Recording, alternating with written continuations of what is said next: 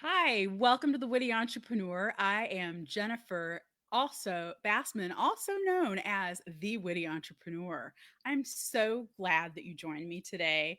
Yes, today we are actually going to talk about a chair, not just any chair, a really awesome chair.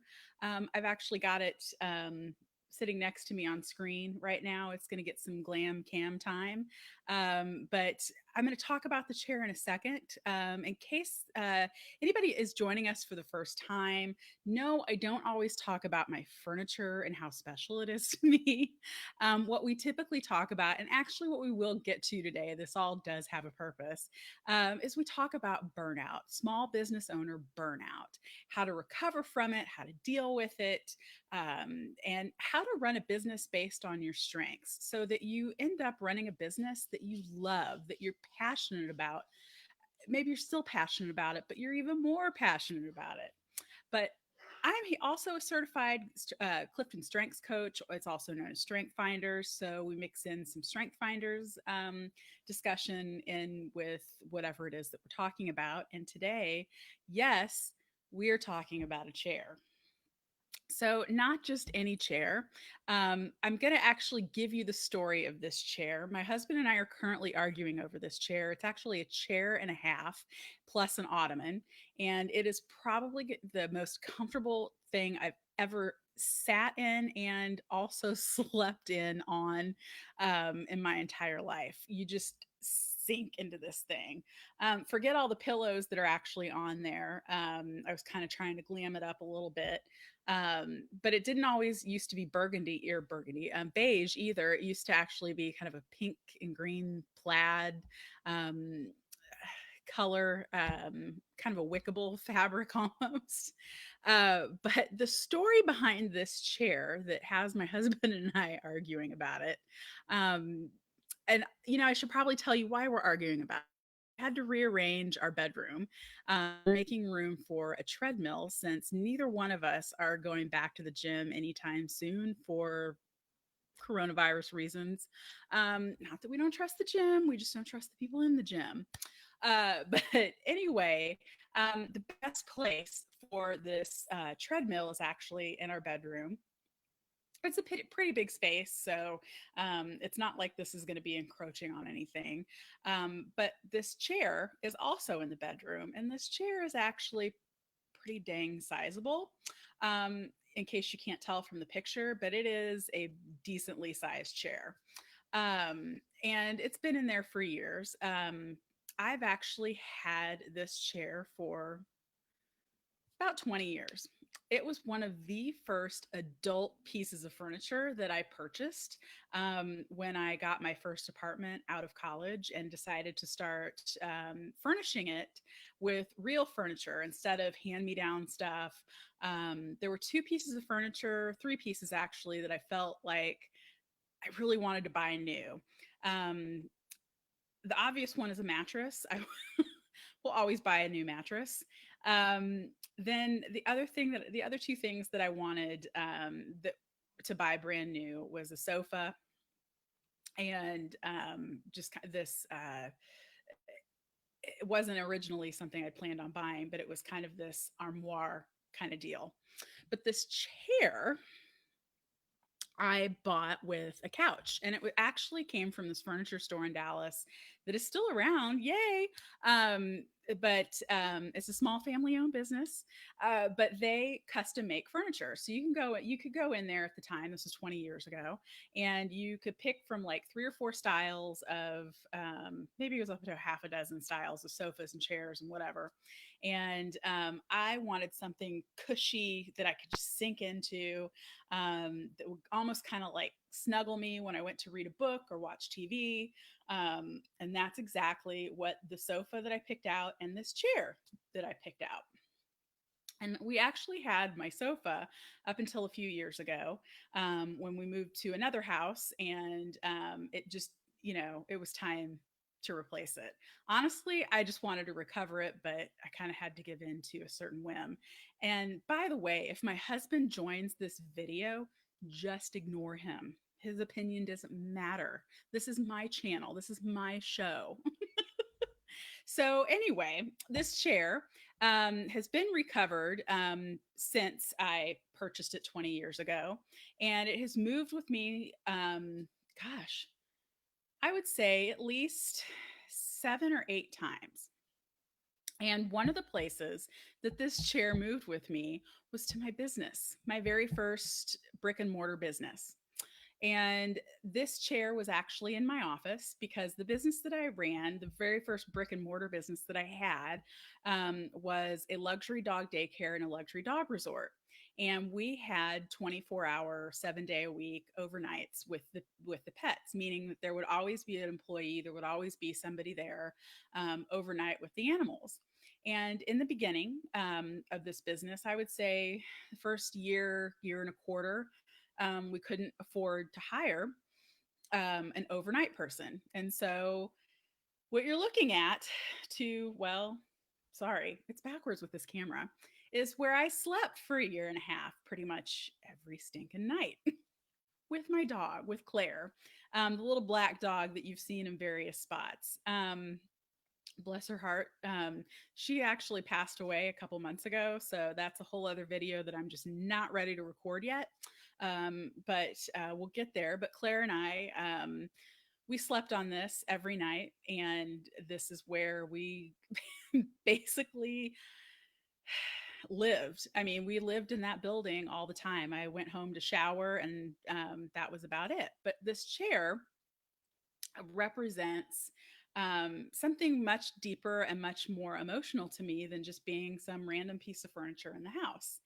And I don't know that I really could admit to myself or anybody else how attached I was to this piece of furniture. Or maybe I even just questioned myself. I hadn't dared question myself about this chair until a few days ago when we were moving stuff around the bedroom to make room for this treadmill. And my husband just looks at me and he just says, "We've got to do something about this chair. It can't stay in here." And there really aren't a lot of other places in the house to put it. So he's just kind of looking at me like it's time to give it up. I'm not giving up this chair. I'm going to go on record. This chair will remain with me until it crumbles into pieces. So let's just go ahead and put that out there. But we didn't end up moving it. Where you're seeing it right now, where I took this picture, is where it's currently sitting in our bedroom. It turned out, just as I suspected, that there was plenty of room to keep this chair in the room, along with adding the treadmill. It was just a matter of reconfiguring the room and moving some stuff around, which actually it looks better the way we reconfigured it. So there's that. But I really kind of had to take it. The reason I'm doing this Facebook Live, and I'm doing this without notes, by the way, this is kind of unusual, um, is the reason I'm doing this video is because I really did sit down in this chair. It stopped me in my tracks, and I had to think about it why I'm so emotionally attached to this chair. And we had this whole argument on Sunday about this stinking chair, as my husband calls it, because he was forced to give up his furniture when we moved in together. I don't know, 8 years ago. We're now married, by the way, but I'm calling him my husband, so that should be obvious. I'm sorry. I'll get it together. But he claims that he was forced to throw out all his furniture, and that could not be further from the truth. He was not forced. Um, Although it was strongly suggested. But yeah, he was still kind of living in dorm room furniture at the time. So I'm totally cool with that, totally cool with that, not his furniture not making it into the house. But anyway, back to the story. Sorry, somebody was joining and said they were having trouble getting on. But it's kind of funny. I did take a step back and I asked myself if I was being fair, if I was being silly about this chair. Does the chair still, look good? Is it still in good shape? It is in incredible shape. It gets cleaned regularly. It's in great shape. There's nothing wrong with it. Like I said, I had it recovered a few years ago. So it's not like it's this epically horrible piece of furniture that we have to look at and live with. So that's not any of it. Um, I do think his argument is that you made me throw out all my stuff, so now you need to throw out all of yours. But, but hey, that's married life, right? But the thing is that I think that I have such a strong and emotional attachment to this chair because, like Claire, who's really difficult to lose, losing this chair would be like giving up a part of my life or losing contact maybe even with my history or my past. This chair, like I said, has moved with me from my very first apartment after college into the first house that I bought, into the consecutive houses that I've bought. But it also was with me in my office, um, in the first brick and mortar that I owned. And so not seeing it, I think, would be really upsetting. Not being able to continue to use it and have it continue to support me, which I know this is probably sounding super crazy about an inanimate object, would be weird. It would be not so great. And I know I'm not the only person in the world. And if any of you watching have something in your possession that you want to admit to, that you hold on to, kind of like a blankie, even, there's some kind of an emotional, um, sentimental attachment to it, I want to hear about it because I know I'm not the only person that has something like this, that hangs on with them in their lives. This chair will hopefully move with me to an old folks home when I'm 80, or 90, or I don't know how old I'll be when maybe I'll move there next year. We'll see how things go, right? But that's really the story of how the chair came into my world, why it's still here. I mean, the most important thing is that it is still functional, super stinking comfortable to sit on. Um, but it represents success, or my version of success in my life. The hardship, the struggle that I went through, to get where I am today. It represents the hardship and the struggle that I went through to build my businesses and to continue to build businesses. And as crazy it may seem, because a chair should be the last thing you're sitting on maybe when you're building a business, I don't know, if you want to look at it that way. But to me, this chair was always something I sat in when I was running numbers, when I was balancing our budget, when I was trying to hire employees. And like I said, physically slept on this chair for a year and a half every night. But it's maybe a crazy coping mechanism. You can call it what you want, but I really would love to hear, maybe even see pictures of the things that you have held on to and what they represent to you. Why have you held on to it? And holding on to these things, I want to reiterate, is not a bad thing. They all represent different things in our lives and different points and experiences. And here almost goes my dog barking. So let's hope. Yeah, there you go. That's Herbie, by the way. The woo woo woo bark is Herbie. So, um, I think that it's important to actually put these things in context, which was a good thing that I did, sitting back and saying to myself, all right, how important is this chair and why? I have to be able to answer that succinctly, and reasonably, which I think I have in this video. So when my husband watches it, he won't argue about it anymore. Maybe he'll stop calling it that stinking chair. Not that I care if he call whatever he calls it, because he actually has to admit that it is one of the most comfortable things he's ever sat in. Right? There's that.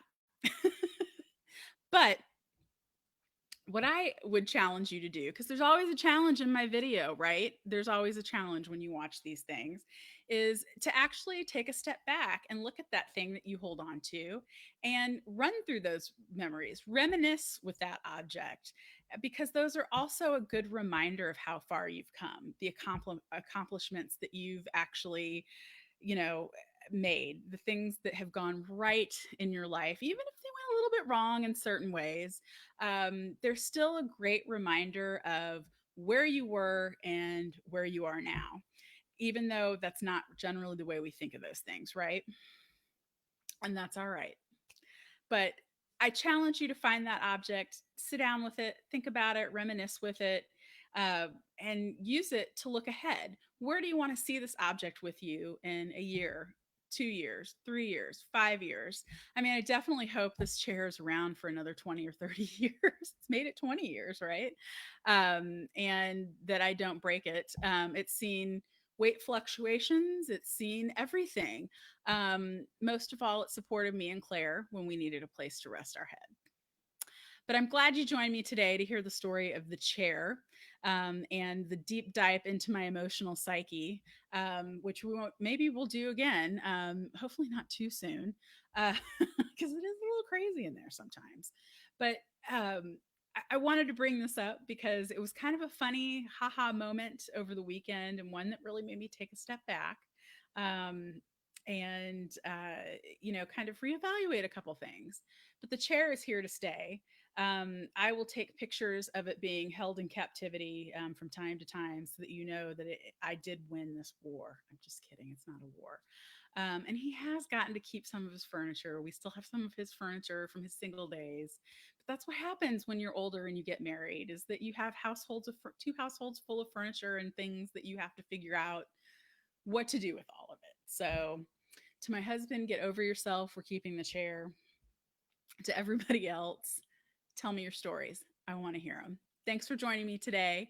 As always, I look forward to your feedback. You can reach me here on this page, or you can reach me at jennifer@jenniferbassman.com. Have a good one.